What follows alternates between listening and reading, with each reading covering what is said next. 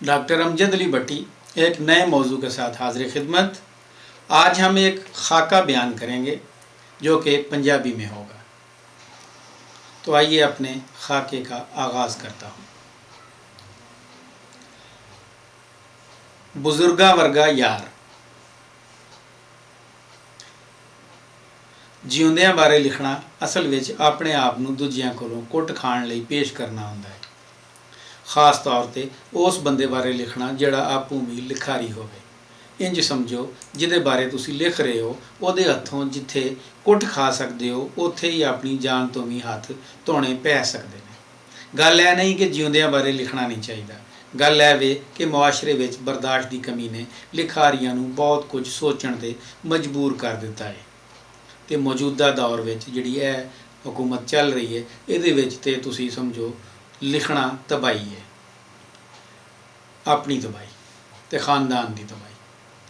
ਉਂਝ ਵੀ ਜਿਹੜੇ ਬੰਦੇ ਨੂੰ 50 ਸਾਲ ਤੋਂ ਵੱਧ ਲਿਖਦਿਆਂ ਹੋ ਗਏ ਹੋਣ, ਯਾਨੀ ਮੇਰੇ ਜੰਮਣ ਤੋਂ ਵੀ ਪਹਿਲੇ ਦੇ ਲਿਖਦੇ ਪਏ ਹੋਣ, ਉਸ ਬਾਰੇ ਗੱਲ ਤੋਲ ਕੇ ਲਿਖਣੀ ਚਾਹੀਦੀ ਹੈ। ਅਹਿਮਦ ਸਲੀਮ ਪੰਜਾਬੀ ਤੋਂ ਵੱਖ ਉਰਦੂ ਤੇ ਅੰਗਰੇਜ਼ੀ ਦੇ ਮਹਾਨ ਲਿਖਾਰੀ ਨੇ। ਉਹਨਾਂ ਦੀਆਂ ਪੰਜਾਬੀ ਲਿਖਤਾਂ ਉਹਨਾਂ ਦੀ ਹੱਡ ਬੀਤੀ ਨੇ। ਨਾਵਲਾਂ ਤੋਂ ਸ਼ੁਰੂ ਕਰ ਲਵੋ ਤੇ ਸ਼ਾਇਰੀ ਤੱਕ ਆ ਜਾਓ, ਹਰ ਲਿਖਤ ਵਿੱਚ ਇੱਕ ਕਹਾਣੀ ਲੁਕੀ ਬੈਠੀ ਹੈ। ਉਹ ਕਹਾਣੀ ਜਿਹੜੀ ਲਿੱਸੇ ਮਾੜਿਆਂ ਦੀ ਕਹਾਣੀ ਹੈ, ਉਹ ਕਹਾਣੀ ਜਿਹੜੀ ਮੇਰੀ ਤੇ ਤੁਹਾਡੀ ਕਹਾਣੀ ਹੈ, ਉਹ ਕਹਾਣੀ ਜਿਹੜੀ ਇਸ ਜੱਗ ਦੀ ਕਹਾਣੀ ਹੈ। ਪਰ ਕੀ ਸੋ ਕਾਲਡ ਲਿਖਾਰੀਆਂ ਯਾਨੀ 2 ਨੰਬਰ ਲਿਖਾਰੀਆਂ ਵਾਸਤੇ ਲਿਖਣਾ ਜੱਗ ਦੀ ਕਹਾਣੀ ਹੋ ਸਕਦਾ ਹੈ? ਕੀ ਕੋਈ ਰਿਸਰਚ ਸਕਾਲਰ ਆਪਣੇ ਮਸਾਇਲ ਬਿਆਨ ਕਰੇ ਤੇ ਉਹਦੇ ਵਾਸਤੇ ਮਕਾਲਾ ਲਿਖ ਦੇਣਾ ਜੱਗ ਦੀ ਕਹਾਣੀ ਬਣ ਜਾਂਦੀ ਹੈ? ਕੀ ਆਪਣੇ ਮਸਾਇਲ ਸੁਣਾ ਕੇ ਅਹਿਮਦ ਸਲੀਮ ਵਰਗੇ ਕਲਮ ਦੇ ਮਜ਼ਦੂਰ ਨੂੰ ਵਰਤਣਾ ਜੱਗ ਦੀ ਕਹਾਣੀ ਹੋ ਸਕਦੀ ਹੈ? ਹੁਣ ਤੁਸੀਂ ਲਫ਼ਜ਼ ਵਰਤਨ ਦੇ ਵਰਤਾਅ ਉੱਤੇ ਇਤਰਾਜ਼ ਨਾ ਕਰਨਾ ਤੇ ਨਾ ਹੀ ਇਹਦਾ ਕੋਈ ਦੂਜਾ ਮਤਲਬ ਕੱਢਣਾ, ਹਾਲਾਂਕਿ ਮੇਰਾ ਮਤਲਬ ਉਹ ਹੀ ਹੈ ਜਿਹੜਾ ਤੁਸੀਂ ਆਪਣੇ ਜ਼ਿਹਨ ਵਿੱਚ ਵਰਤੀ ਬੈਠੇ ਹੋ। ਮੈਨੂੰ ਤੇ ਸਿਆਣਿਆਂ ਇੱਕ ਗੱਲ ਪਕਾਈ ਬਲਕਿ ਰਟਾਈ ਹੋਈ ਸੀ ਕਿ ਜ਼ਿੰਦਗੀ ਵਿੱਚ ਕੋਈ ਚੀਜ਼ ਮੁਫਤ ਨਹੀਂ ਹੁੰਦੀ। ਜਿਹੜੇ ਲੋਕ ਮੁਫਤ ਦੀ ਗੱਲ ਕਰਦੇ ਨੇ ਉਹ ਤੁਹਾਨੂੰ ਧੋਖਾ ਦੇਣ ਦੀ ਕੋਸ਼ਿਸ਼ ਕਰਦੇ ਨੇ। ਐਸੇ ਗੱਲ ਨੂੰ ਪੱਲੇ ਬੰਨੀ ਮੈਂ ਅਹਿਮਦ ਸਲੀਮ ਹੋਰਾਂ ਨੂੰ 20 ਵਰ੍ਹਿਆਂ ਪਹਿਲੇ ਮਿਲਿਆ ਸੀ। ਇਸ ਅਸੂਲ ਮੁਜਬ ਅਹਿਮਦ ਸਲੀਮ ਜਦੋਂ ਤੁਹਾਨੂੰ ਕੋਈ ਨਾਯਾਬ ਕਿਤਾਬ ਜਾਂ ਕਿਸੇ ਮਨਸੂਬੇ ਦੀ ਆਊਟਲਾਈਨ ਬਣਾ ਕੇ ਦੇਵੇਗਾ ਤੇ ਉਹਦੇ ਪਿੱਛੇ ਦਿਲਦਾਰ ਦੁਕਾਨ ਵਾਲੀ ਸੋਚ ਹੋਵੇਗੀ। ਯਾਨੀ ਮੈਂ ਜਦੋਂ ਵੀ ਅਹਿਮਦ ਸਲੀਮ ਹੋਰਾਂ ਨੂੰ ਮਿਲਦਾ ਹਾਂ ਤੇ ਮੈਨੂੰ ਸਾਡੇ ਮਹੱਲੇ ਦਾ ਦੁਕਾਨਦਾਰ ਦਿਲਦਾਰ ਯਾਦ ਆ ਜਾਂਦਾ ਹੈ, ਜਿਹੜਾ ਬਚਪਨ ਵਿੱਚ ਹਰ ਮਹੀਨੇ ਬੱਚਿਆਂ ਨੂੰ 6 ਬੰਟੇ ਗੋਲੀਆਂ ਮੁਫਤ ਵੰਡਦਾ ਹੁੰਦਾ ਸੀ। ਉਹਦਾ ਕਹਿਣਾ ਸੀ ਕਿ ਬੱਚੇ ਬਾਂਟੇ ਖੇਡਣਗੇ ਤੇ ਹਾਰ ਜਾਣ। ਕਿਸੇ ਦਾ ਪਿਓ ਬਾਂਟੇ ਨਾਲੀ ਵਿੱਚ ਸੁੱਟ ਦੇਵੇਗਾ ਤੇ ਕੋਈ ਮੁੰਡਾ ਮੋਟੇ ਲਾਣੂ ਨਾਲ ਬਾਂਟੇ ਤੋੜ ਵੀ ਛੱਡੇਗਾ। ਇੰਜ ਬੱਚੇ ਮੇਰੀ ਦੁਕਾਨ ਤੇ ਬਾਂਟੇ ਖਰੀਦਣ ਤੇ ਮਜਬੂਰ ਹੋਣਗੇ। ਕੀ ਅਹਿਮਦ ਸਲੀਮ ਹੋਰਾਂ ਦਾ ਕੋਈ ਤਾਲੁਕ ਦਿਲਦਾਰ ਦੁਕਾਨ ਨਾਲ ਫੱਬਦਾ ਹੈ? ਮੇਰੇ ਖਿਆਲ ਇਹ ਹਰਗਿਜ਼ ਨਹੀਂ, ਅਗਰਚੇ ਇਹਨਾਂ ਦੇ ਪਿਓ ਦਾਦੇ ਦਾ ਇਹੋ ਹੀ ਕੰਮ ਸੀ, ਯਾਨੀ ਦੁਕਾਨਦਾਰੀ ਤੇ ਵਪਾਰ। ਮੈਨੂੰ ਇਹਨਾਂ ਨਾਲ ਬਹੁਤ ਸਾਰੇ ਗਿਲੇ ਰਹਿੰਦੇ ਨੇ, ਜਿਨ੍ਹਾਂ ਵਿੱਚੋਂ ਇੱਕ ਗਿਲਾ ਇਹ ਵੀ ਹੈ ਕਿ ਉਹਨਾਂ MA ਤੋਂ ਲੈ ਕੇ PhD ਤੱਕ ਕਈ ਸਵਾਲੀਆਂ ਨੂੰ ਖੈਰ ਬਲਕਿ ਖੈਰਾਤ ਪਾਈ ਹੋਈ ਹੈ, ਪਰ ਮੇਰੇ ਗੁੱਸਾ ਦੀਵਾਨ ਉੱਤੇ ਵੀ ਉਹਨਾਂ ਦਾਨਸ਼ਵਰਾਂ ਦੇ ਨਾਂ ਨਹੀਂ ਦੱਸੇ। ਕੀ 2 ਨੰਬਰ ਰਿਸਰਚ ਸਕਾਲਰਾਂ ਨੂੰ ਐਕਸਪੋਜ਼ ਕਰਨਾ ਜੱਗ ਦੀ ਕਹਾਣੀ ਹੋ ਸਕਦਾ ਹੈ? ਅਹਿਮਦ ਸਲੀਮ ਜ਼ਿੰਦਗੀ ਵਿੱਚ ਬੜੀਆਂ ਮੁਹੱਬਤਾਂ ਕੀਤੀਆਂ ਹੋਣਗੀਆਂ, ਮੈਂ ਚੰਦ ਇੱਕ ਤੇ ਆਪਣੀ ਅੱਖੀਂ ਵੇਖੀਆਂ ਨੇ, ਪਰ ਜਿਹੜੀ ਮੁਹੱਬਤ ਉਹਨਾਂ ਨੂੰ ਕਿਤਾਬ ਨਾਲੇ ਉਹ ਵੇਖਣਯੋਗ ਹੈ। ਇਸ ਮੁਹੱਬਤ ਨੇ ਉਹਨਾਂ ਕੋਲੋਂ ਹਰ ਕਿਸਮ ਦੀ ਮੁਹੱਬਤ ਛਡਵਾ ਦਿੱਤੀ ਹੈ। ਅੰਗੂਰ ਦੀ ਧੀ ਦਾ ਸਾਥ ਇੱਕ ਅਰਸਾ ਹੋਇਆ ਛੱਡੀ ਬੈਠੇ ਨੇ, ਪਰ ਅੰਗੂਰ ਦੀ ਸੱਸ ਨਾਲ ਅੱਜ ਵੀ ਦਿਲ ਦੀਆਂ ਗੱਲਾਂ ਕਰ ਲੈਂਦੇ ਨੇ। ਪੱਕੇ ਸਿਗਰਟ ਛੱਡਿਆਂ 20 ਵਰ੍ਹੇ ਹੋ ਗਏ। ਹਾਲਾਂਕਿ ਇੱਕ ਵੇਲਾ ਸੀ ਜਦੋਂ ਅਹਿਮਦ ਸਲੀਮ ਹੋਰਾਂ ਦਾ ਮਹਿਬੂਬ ਮਸ਼ਗਲਾ ਦਿਲੋਂ ਜਾਨ ਦੀ ਥਾਂ ਜਾਨ ਤੇ ਜਿਗਰ ਫਿਦਾ ਕਰਨਾ ਹੁੰਦਾ ਸੀ, ਯਾਨੀ ਮਹਿਬੂਬਾ ਨੂੰ ਆਪਣੀ ਜਾਨ ਤੇ ਜਿਗਰ ਸਮਝਦੇ ਸਨ। ਸ਼ਾਇਦ ਇਸੇ ਮਾਰਿਆਂ ਹੀ ਉਹਨਾਂ ਆਪਣੇ ਜਿਗਰ ਨੂੰ ਰੋਗ ਲਾ ਲਿਆ, ਬਲਕਿ ਆਪਣਾ ਜਿਗਰ ਹੀ ਕਿਸੇ ਨੂੰ ਦੇ ਛੱਡਿਆ। ਇਹ ਤੇ ਭਲਾ ਹੋਵੇ ਜਨਾਬ ਪਰਵੇਜ਼ ਰਸ਼ੀਦ ਹੋਰਾਂ ਦਾ ਕਿ ਉਹਨਾਂ ਦੀ ਨਜ਼ਰ ਇਹਨਾਂ ਤੇ ਪੈ ਗਈ ਤੇ ਇਹਨਾਂ ਦਾ ਜਿਗਰ ਵਾਪਸ ਕਰਵਾ ਦਿੱਤਾ। ਮੇਰਾ ਇਸ਼ਾਰਾ ਜਿਗਰ ਦੀ ਟ੍ਰਾਂਸਪਲਾਂਟ ਦੇ ਹਵਾਲੇ ਨਾਲ। ਅਹਿਮਦ ਸਲੀਮ ਇਨਕਲਾਬੀ ਖਿਆਲਾਤ ਦੇ ਮਾਲਕ ਸਨ, ਖੌਰੇ ਹੁਣ ਵੀ ਹੋਣ, ਪਰ ਸਦਾਰਤੀ ਤਮਗਾ ਬਰਾਏ ਹੁਸਨੇ ਕਾਰਕਰਦਗੀ ਲੈਣ ਮਗਰੋਂ ਸਰਕਾਰੀ ਦਾਨਸ਼ਵਰ ਬਣ ਚੁੱਕੇ ਨੇ। ਸ਼ਾਇਦ ਜ਼ਿੰਦਗੀ ਦੇ ਆਖਰੀ ਹਿੱਸੇ ਵਿੱਚ ਉਹ ਵੀ ਦੂਜੇ ਇਨਕਲਾਬੀਆਂ ਵਾਂਗਣ ਸਮਝ ਚੁੱਕੇ ਨੇ ਕਿ ਇਨਕਲਾਬ ਦਰਅਸਲ ਆਪਣੇ ਆਪ ਨੂੰ ਬਦਲਣ ਦਾ ਨਾਂ ਹੁੰਦਾ ਹੈ, ਲਿਹਾਜ਼ਾ ਖੁਦ ਨੂੰ ਬਦਲਣ ਦੀ ਖਾਹਿਸ਼ ਵਿੱਚ ਜੁਟੇ ਰਹਿੰਦੇ ਨੇ। ਮੇਰੀ ਇਸ ਗੱਲ ਤੋਂ ਤੁਸੀਂ ਆਪੇ ਨੂੰ ਬਦਲਣ ਦੇ ਚਾਅ ਵਿੱਚ ਰਾਏਵਿੰਡ ਦਾ ਚਿੱਲਾ ਨਾ ਕੱਟਣ ਤੁਰ ਪੈਣਾ। ਮੇਰੀ ਆਪੇ ਨੂੰ ਬਦਲਣ ਤੋਂ ਮੁਰਾਦ ਅਵਲ ਖੇਸ਼ ਤੇ ਬਾਅਦ ਦਰਵੇਸ਼ ਹੈ। ਉਂਝ ਵੀ ਰੂਸ ਦੇ ਟੁੱਟਣ ਤੋਂ ਬਾਅਦ ਸਾਡੇ ਸਾਰੇ ਇਨਕਲਾਬੀ ਜਾਂ ਤੇ ਮੁਸ਼ਰਫ ਬੈ ਅਮਰੀਕਾ ਹੋ ਚੁੱਕੇ ਨੇ ਜਾਂ ਫਿਰ NGOs ਦੀ 2 ਨੰਬਰੀ ਦੇ ਭਾਈਵਾਲ ਬਣ ਗਏ ਨੇ। ਕਈ ਵਾਰੀ ਮੈਂ ਇਹਨਾਂ ਦੇ ਇਨਕਲਾਬੀ ਖਿਆਲਾਤ ਨੂੰ ਚੰਗਾਰੀ ਲਾਉਣ ਦੀ ਕੋਸ਼ਿਸ਼ ਕੀਤੀ, ਪਰ ਉਹਨਾਂ ਕਛੋਪੜ ਵਾਂਗਣ ਆਪਣਾ ਸਿਰ ਇੰਜ ਲਕਾਇਆ ਹੋਇਆ ਏ ਕਿ ਬਾਹਰ ਕੱਢਣ ਦਾ ਨਾਂ ਹੀ ਨਹੀਂ ਲੈਂਦੇ। ਇੱਕ ਵਾਰੀ ਤੇ ਉਹਨਾਂ ਬੜੇ ਗੁੱਸੇ ਨਾਲ ਫਰਮਾਇਆ, ਮੇਰਾ ਕਿਸੇ ਅਲਫ ਜਾਂ ਬੇ ਯਾਨੀ ਅਲ ਕਾਇਦੇ ਜਾਂ ਬੁਸ਼ ਕਾਇਦੇ ਨਾਲ ਕੋਈ ਤਾਲੁਕ ਨਹੀਂ। ਉਹਨਾਂ ਦੀ ਇੱਕ ਹੀ ਗੱਲ ਜਿਹੜੀ ਚੰਗੀ ਲੱਗਦੀ ਏ ਉਹ ਇਹ ਵੇ ਕਿ ਉਹਨਾਂ ਆਪਣੇ ਆਪ ਨੂੰ ਪੰਜਾਬੀ ਅਕਾਦਮੀਆਂ, ਪੰਜਾਬੀ ਸ਼ੋਬਿਆਂ, ਅਦਬੀ ਬੋਰਡਾਂ, ਅਦਬੀ ਅਦਾਰਿਆਂ ਤੇ ਅਦਬੀ ਤਨਜ਼ੀਮਾਂ ਕੋਲੋਂ ਦੂਰ ਕਰ ਲਿਆ ਹੋਇਆ ਹੈ, ਬਲਕਿ ਆਪਣੀ ਜਾਨ ਛੁਡਾ ਲਈ ਹੋਈ ਹੈ। ਵਜ੍ਹਾ ਸਾਫ਼ ਜ਼ਾਹਿਰ ਹੈ, ਇਹ ਅਕਾਦਮੀਆਂ, ਸ਼ੋਬੇ, ਬੋਰਡ, ਅਦਾਰੇ ਤੇ ਅਦਬੀ ਤਨਜ਼ੀਮਾਂ ਨਾਲੇ ਇਹਨਾਂ ਦੇ ਕਰਤਾ ਧਰਤਾ ਆਪਣੀ ਕੁੰਜ ਚੋਂ ਬਾਹਰ ਨਹੀਂ ਨਿਕਲੇ, ਯਾਨੀ ਉਹਨਾਂ ਦੇ ਮਰਦਾਨਾ ਜਾਂ ਜ਼ਨਾਨਾ ਜੀਨਸ ਅਜੇ ਬਾਲਗ ਨਹੀਂ ਹੋਏ। ਹੁਣ ਤੁਸੀਂ ਇਹ ਨਾ ਸਮਝ ਲੈਣਾ ਕਿ ਸਾਡੇ ਚੇਅਰਮੈਨ, ਸਦਰ ਨਸ਼ੀਨ ਜਾਂ ਹੈੱਡ ਜਾਂ ਸਰਬਰਾਹ ਕੋਈ ਸੱਪ ਜਾਂ ਸਪੋਲੀਏ ਨੇ। ਮੇਰਾ ਨਾਬਾਲਗ ਹੋਣ ਦਾ ਮਹਿਣਾ ਮਾਰਨ ਪਿੱਛੇ ਮੇਰੀ ਆਪਣੀ ਖਬਾਸਤ ਲੁਕੀ ਹੋਈ ਹੈ। ਇਹਨਾਂ ਕੋਲੋਂ ਮਾਮੂਲੀ ਜਿਹੀ ਮਾਲੂਮਾਤ ਲੈਣੀ ਹੋਵੇ ਤੇ ਆਏ ਬਾਏ ਸ਼ਾਏ ਦਾ ਸਹਾਰਾ ਲੈਂਦੇ ਨੇ। ਜਿਵੇਂ ਚੰਦ ਦਿਨ ਪਹਿਲੋਂ ਦੀ ਗੱਲ ਸੁਣ ਲਓ, ਮੈਨੂੰ ਪੰਜਾਬੀ ਦੇ ਕਿਸੇ ਅਦਾਰੇ ਕੋਲੋਂ ਪੰਜਾਬੀ ਲਿਖਾਰੀਆਂ ਦੀ ਡਾਇਰੈਕਟਰੀ ਚਾਹੀਦੀ ਸੀ। ਮੈਂ ਉਸ ਮਹਿਕਮੇ ਦੇ ਪ੍ਰਧਾਨ ਮੰਤਰੀ ਨੂੰ ਕੋਈ 5-6 ਫੋਨ ਕੀਤੇ। ਉਹਨਾਂ ਬੜੇ ਪਿਆਰ ਨਾਲ ਫਰਮਾਇਆ, ਸਾਡੇ ਬੋਰਡ ਦੇ ਮੈਂਬਰਾਂ ਤੁਹਾਨੂੰ ਇਹ ਡਾਇਰੈਕਟਰੀ ਦੇਣ ਤੋਂ ਇਨਕਾਰ ਕਰ ਦਿੱਤਾ ਹੈ। ਹਾਲਾਂਕਿ ਉਹ ਭਲਾ ਮਾਨਸ ਇਹ ਨਹੀਂ ਜਾਣਦਾ ਸੀ ਕਿ ਉਹਨਾਂ ਕੋਲੋਂ ਵੱਧ ਮਾਲੂਮਾਤ ਕਿਸੇ ਹੋਰ ਕੋਲੋਂ ਵੀ ਲੱਭ ਸਕਦੀ। ਉਹਨਾਂ ਨੂੰ ਸ਼ਾਇਦ ਇਹ ਗੁਮਾਨ ਹੋ ਗਿਆ ਸੀ ਕਿ ਮੈਂ ਉਹਦੇ ਕੋਲੋਂ ਅਲ ਕਾਇਦਾ ਦੇ ਮੈਂਬਰਾਂ ਦੀ ਲਿਸਟ ਮੰਗ ਰਿਹਾ ਹਾਂ। ਗੱਲ ਕਰਨ ਦਾ ਮਤਲਬ ਹੈ ਕਿ ਅਹਿਮਦ ਸਲੀਮ ਹੋਰੀ ਇਹਨਾਂ ਸੋ ਕਾਲਡ ਮਹਾਨ ਮੰਤਰੀਆਂ ਦੇ ਦੰਦ ਗਿਣ ਲਏ ਹੋਏ ਸਨ ਤੇ ਇਹ ਕਿਸੇ ਕੰਮ ਦੇ ਨਹੀਂ। ਦੰਦ ਗਿਣ ਲਏ ਹੋਏ ਸਨ ਕਿ ਇਹ ਕਿਸੇ ਕੰਮ ਦੇ ਨਹੀਂ। ਜਿਹੜੇ ਸ਼ਾਇਰਾਂ ਤੇ ਅਦੀਬਾਂ ਦੀ ਡਾਇਰੈਕਟਰੀ ਨਹੀਂ ਦੇ ਸਕਦੇ, ਉਹ ਅਦਬ ਦੀ ਕੀ ਖਿਦਮਤ ਕਰਨਗੇ। ਇਸ ਮਾਰਿਆਂ ਉਹਨਾਂ ਇਹਨਾਂ ਤੋਂ ਦੂਰ ਰਹਿਣਾ ਹੀ ਮੁਨਾਸਬ ਸਮਝਿਆ ਹੈ। ਮੈਂ ਅਹਿਮਦ ਸਲੀਮ ਹੋਰਾਂ ਨੂੰ ਆਪਣਾ ਯਾਰ ਸਮਝਦਾ ਵਾਂ, ਉਹ ਮੈਨੂੰ ਖੌਰੇ ਕੀ ਸਮਝਦੇ ਨੇ। ਸ਼ਾਇਦ ਉਹ ਵੀ ਯਾਰ ਹੀ ਸਮਝਦੇ ਹੋਣ। ਮੇਰਾ ਉਹਨਾਂ ਦਾ ਪਿਛਲੇ 20 ਵਰਿਆਂ ਦਾ ਤਾਲੁਕ ਹੈ। ਕਿੰਨੀ ਵਾਰੀ ਇਹ ਯਾਰੀ ਟੁੱਟੀ, ਉਹ ਵੀ ਧੜਕ ਕਰਕੇ ਤੇ ਫਿਰ ਕਿਸੇ ਇੱਕ ਸਾਂਝੇ ਮਨਸੂਬੇ ਜਾਂ ਫਾਇਦੇ ਨੇ ਸਾਨੂੰ ਇਕੱਠਿਆਂ ਕਰ ਦਿੱਤਾ। ਨਿੱਕੇ ਹੁੰਦਿਆਂ ਦੀ ਗੱਲ ਹੈ, ਸਾਡੇ ਮਹੱਲੇ ਦੇ ਇੱਕ ਮੁੰਡੇ ਨੇ ਇੱਕ ਜਾਪਾਨੀ ਕੁੜੀ ਨਾਲ ਵਿਆਹ ਕਰ ਲਿਆ।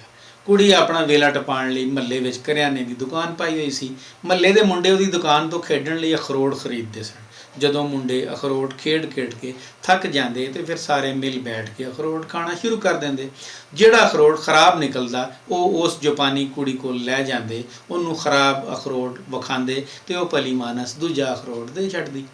ਇੰਜ ਮੁੰਡੇ ਵਾਰੋ ਵਾਰੀ ਇੱਕੋ ਅਖਰੋਟ ਵਿਖਾ ਕੇ ਉਹਦੇ ਕੋਲੋਂ ਮੁਫਤ ਅਖਰੋਟ ਲੈਂਦੇ ਰਹਿੰਦੇ ਸਨ। ਮੈਂ ਉਸ ਜਾਪਾਨੀ ਕੁੜੀ ਦੇ ਖਾਵੰਦ ਨੂੰ ਅਖਰੋਟਾਂ ਵਾਲੀ ਗੱਲ ਦੱਸੀ ਤੇ ਉਹ ਕਹਿਣ ਲੱਗਾ, ਮੇਰੀ ਬੇਗਮ ਨਾ ਸਿਰਫ ਉਰਦੂ ਤੇ ਪੰਜਾਬੀ ਬੋਲ ਲੈਂਦੀ ਏ, ਸਗੋਂ ਲਿਖ ਵੀ ਲੈਂਦੀ ਏ। ਉਹ ਇਹਨਾਂ ਮੁੰਡਿਆਂ ਦੀ ਸ਼ਰਾਰਤ ਤੋਂ ਬੜੀ ਚੱਸ ਲੈਂਦੀ ਏ। ਸੱਚੀ ਗੱਲ ਤੇ ਇਹ ਵੇ ਕਿ ਮੈਨੂੰ ਅਹਿਮਦ ਸਲੀਮ ਹਮੇਸ਼ਾ ਉਸ ਜਾਪਾਨੀ ਕੁੜੀ ਵਰਗੇ ਨਜ਼ਰ ਆਉਂਦੇ ਨੇ, ਜਿਹੜੇ ਜਾਣ ਬੁੱਝ ਕੇ ਧੋਖਾ ਖਾ ਕੇ ਵੀ ਚੱਸ ਲੈਂਦੇ ਨੇ। ਮੈਂ ਸੋਚਣਾ ਪਿਆ ਵਾਂ ਕਿ ਲੁਕਾਈ ਵੇਖਣ, ਪੜ੍ਹਨ ਤੇ ਸੁਣਨ ਦੇ ਅਮਲ ਪਾਰੋਂ ਚਾਸੀ ਤੇ ਲੈਂਦੀ ਹੈ, ਜਿਵੇਂ ਮੇਰਾ ਗੁਮਾਨ ਹੈ ਕਿ ਤੁਸੀਂ ਮੇਰੇ ਸਾਹਮਣੇ ਬੈਠੇ ਚੱਸ ਲੈ ਰਹੇ ਹੋ।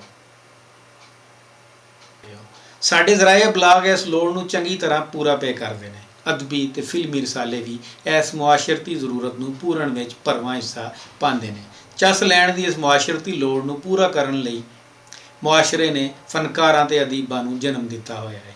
ਚੱਸਖੋਰ ਯਾਨੀ ਤੁਸੀਂ ਸਭ, ਅਸੀਂ ਸਭ ਆਪੋਂ ਕਿਸੇ ਅਮਲ ਵਿੱਚ ਹਿੱਸਾ ਨਹੀਂ ਲੈਂਦੇ, ਸਗੋਂ ਥੋੜ੍ਹਾ ਜਿਹਾ ਭਾੜਾ, ਜਿਹਨੂੰ ਅਸੀਂ ਮੁਆਵਜ਼ਾ TADA ਕਹਿ ਲੈਂਦੇ ਹਾਂ, ਦੇ ਕੇ ਦੂਜਿਆਂ ਨੂੰ ਆਪਣੇ ਲਈ ਚੱਸ ਲੈਣ ਵਾਲੀਆਂ ਕਾਜਾਂ ਵਿੱਚ ਫਸਾ ਦਿੰਦੇ। ਖੌਰੇ ਮੁਆਸ਼ਰੇ ਦੀ ਮੁਨਾਫਕਤ ਸਾਡੇ ਐਸੇ ਕਾਰੇ ਪਾਰੋਂ ਹੈ, ਕਿਉਂ ਜੇ ਫਨਕਾਰ ਤੇ ਅਦੀਬ ਸਾਡੇ ਵੱਲੋਂ ਚੱਸੀ ਦੇਣ ਵਾਲੇ ਵਾਕਿਆਤ ਵਿੱਚ ਝੂਠ ਮੂਠ ਦਾ ਡਰਾਮਾ ਕਰਦੇ ਨੇ, ਜਿਹਨੂੰ ਅਫਸਾਨਾ, ਨਾਵਲ ਜਾਂ ਸ਼ਾਇਰੀ ਕਹਿੰਦੇ ਨੇ।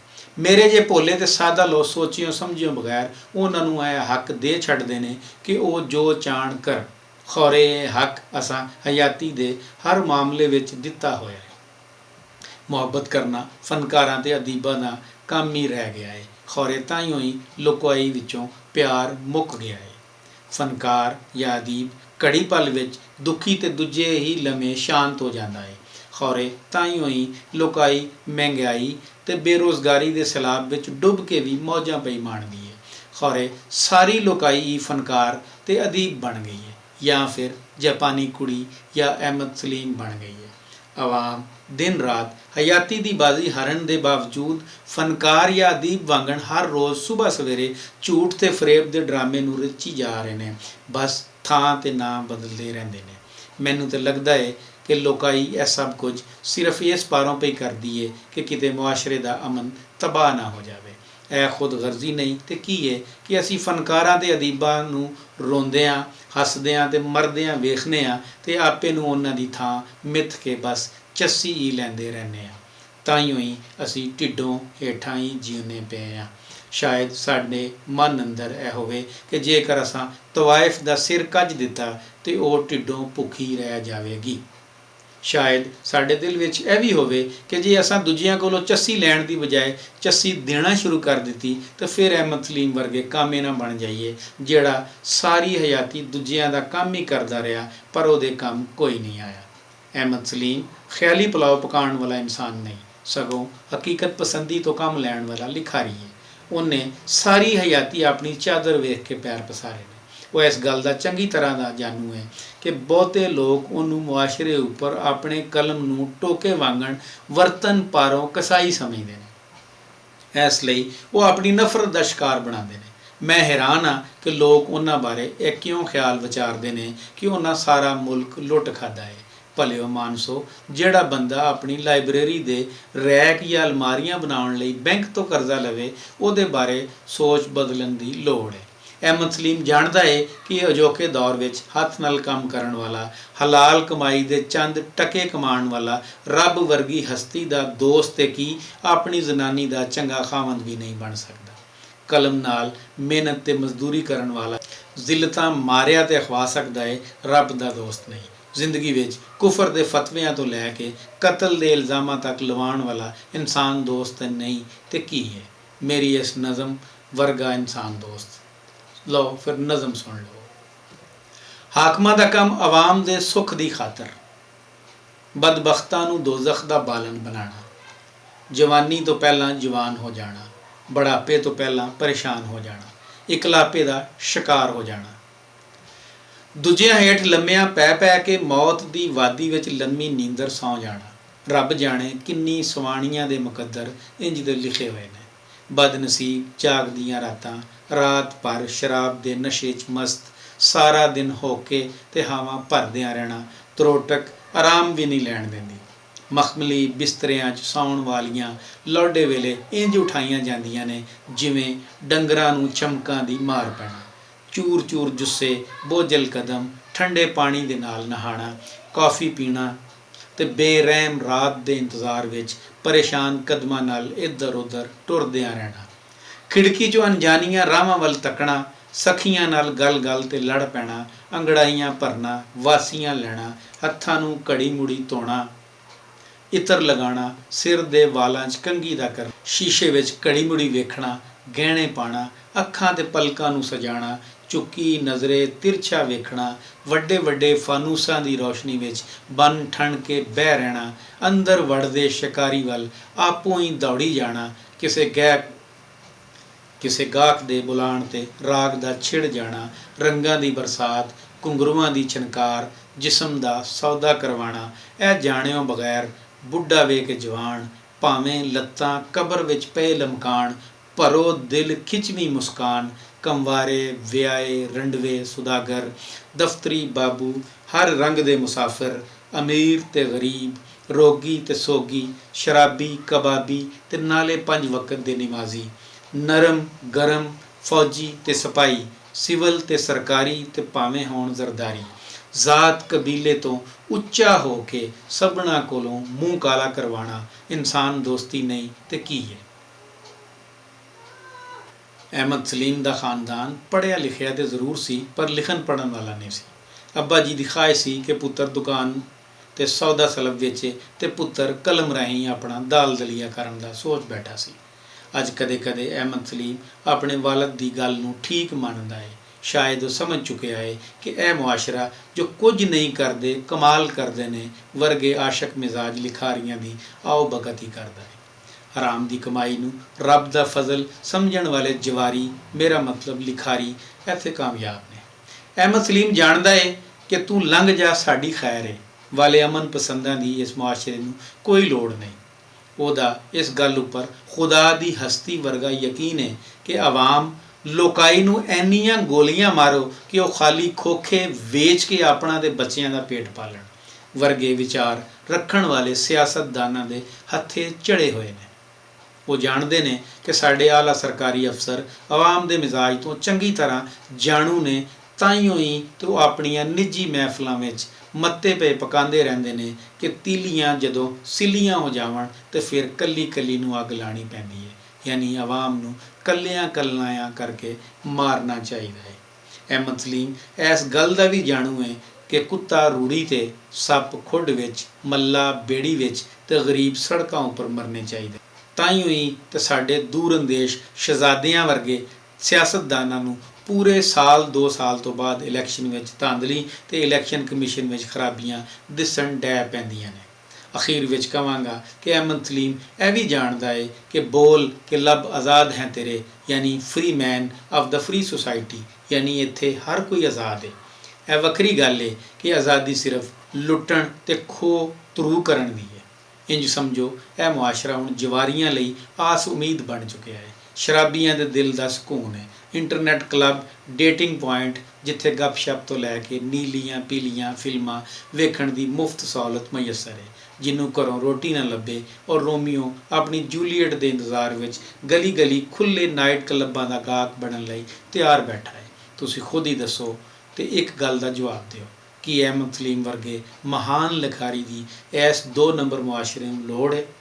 ਮੇਰਾ ਆਪਣਾ ਖਿਆਲ ਹੈ ਵੇ ਕਿ ਸਾਨੂੰ ਅਜਿਹੇ ਇਨਸਾਨ ਦੋਸਤ ਤੇ ਅਦਬ ਦੋਸਤ ਬੰਦੇ ਦੀ ਹਰਗਿਜ਼ ਲੋੜ ਨਹੀਂ।